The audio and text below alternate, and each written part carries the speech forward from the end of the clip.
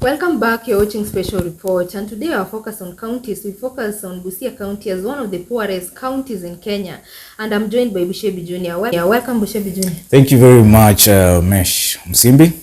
All right, Busia County has been rated as one of the poorest counties in Kenya. What can be done to salvage the whole situation? First of all, Busia County is a county that has been known for agriculture, especially fishing and growing crops. And I think this is one area that the government, both the county government and national government, should focus on so much to be able to give jobs to the population. Number two, to do what we call value addition. And another thing that, again, I've even seen the president emphasize on is creation of schools. More schools, TVETs and TTIs, to give skills to the young people. So because Busia County has majorly young people who are energetic and they are able to do a lot of work, but you see there are no jobs. And so the creation of an institution that can give skills. Number two, focusing on agriculture. Number three, focusing on value addition. That can help a lot in terms of creating jobs, in terms of creating expanding the economic activities in the region. And then the worst thing is that has dogged Busia County is lack of proper infrastructure. And I think if you go to Busia County, you'll find that Busia County doesn't have good roads. Even when you look at the electricity systems and the lines in Busia County, you'll find that it is not that stable, does not attract investment on a big scale. And so these are things that if the county government and the people of Busia County, I believe if they come together and begin to address these issues, not just to depend on one line of economic activity. Of course, we have economic zones that have been created, but to be able to give skills to the young people, to create value addition avenues that will give space for those who have skills to get jobs and have their economic skills, their skills applied. And then improving the infrastructure. Busia County has one of the worst infrastructure in the country. This can attributed to leadership, which is my final point. At the end of the day, when you look at Western Kenya, the big problem is not even the population. The big problem is not in the people. The biggest problem in Western Kenya and specifically Busia has been the leadership, the lack of a visionary leader who has a way and a means and a paper that can guide them to achieve a certain goal.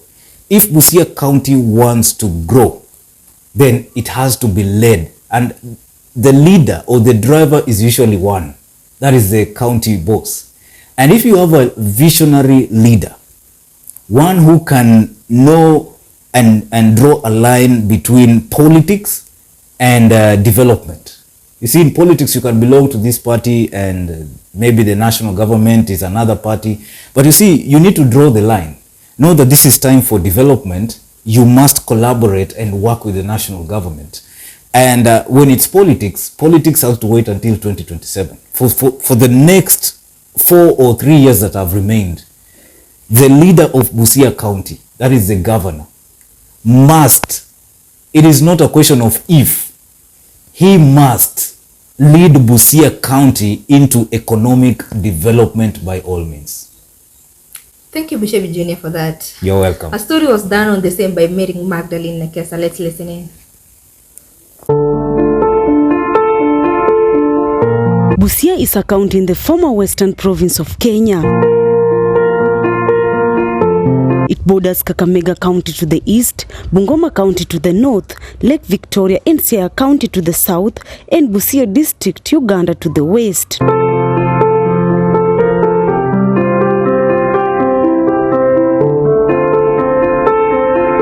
The county has about 893,861 people and span about 1,700 square kilometers, making it one of the smallest counties in Kenya. Busia is inhabited by the Luhya tribe of Kenya and the Teso of Kenya and small groups of the Luo. The Luhya communities include the Abahayo, Marachi, Samia and Abanyala communities. Busia, with approximately 1,700 square kilometers, is bordered to the south by Lake Victoria, with some rivers pouring water into it.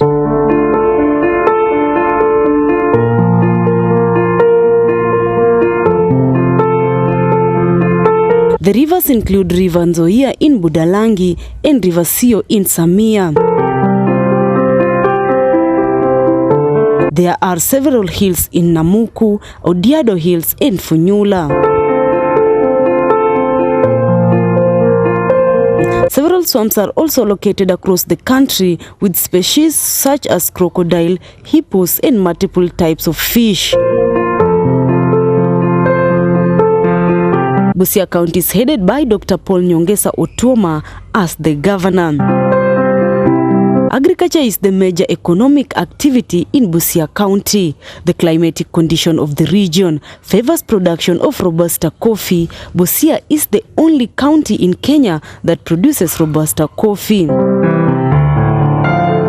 There is need for rice processing plant at Magombe Rice Irrigation Scheme in Bunyala Sub-County. The rice harvested is sold to other millers in Mwea and other regions in Kenya and Uganda. The same rice is sold in local supermarkets in Busia County after undergoing value additions.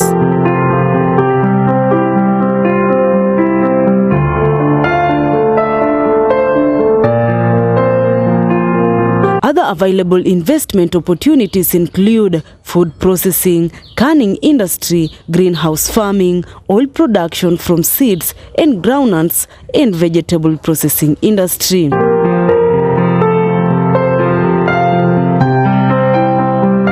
Fish cage farming is becoming more popular in the county. Investment opportunities here include fish processing plant to minimize fish exports and cold storage facilities.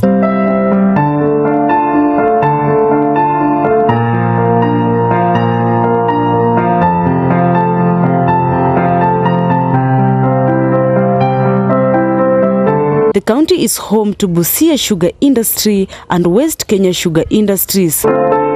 Investment in water conservation and irrigation farming will enhance agricultural production. Busia County is the only county in Kenya that ventures in the commercialization of jackfruit, which grows naturally. Despite the good agricultural produce in Busia, it is still rated as the poorest county in Kenya.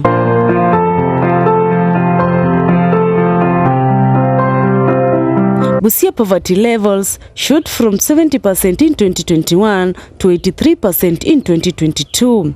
The poverty index level of Busia County has drastically risen from 70% last year to 83%, according to the latest survey as revealed by the area Governor Paul Nyongesa Otuoma during his inaugural address to the 3rd County Assembly.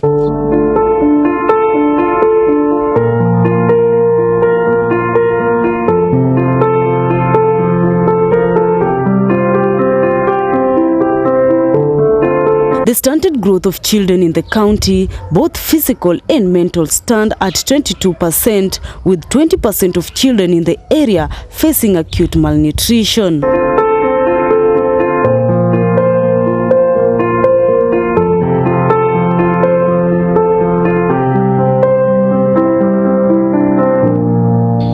Despite Busia being a gateway to East Africa and high revenue contributors to the KRA, with over 10 billion Kenya shillings targeted this year at the Busia and Malaba one-stop border post, the county has failed to generate or initiate projects that inject revenue to the county, contributing to the high poverty index.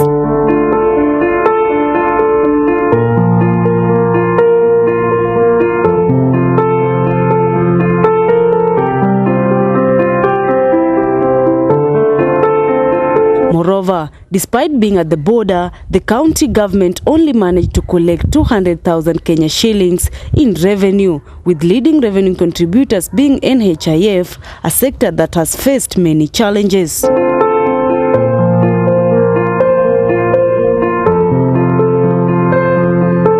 Busia County borders Uganda to the west, when the former President Uhuru Kenyatta and Ugandan President Yoweri Museveni opened the improved border crossing at Busia in February 2022.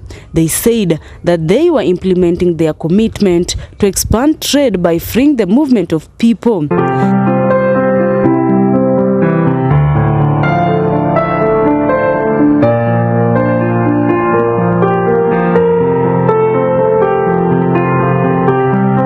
The relationship between Busia County and Uganda continues to grow, in that business grows every day, and bicycles are still the popular mode of transport between Busia town and Uganda.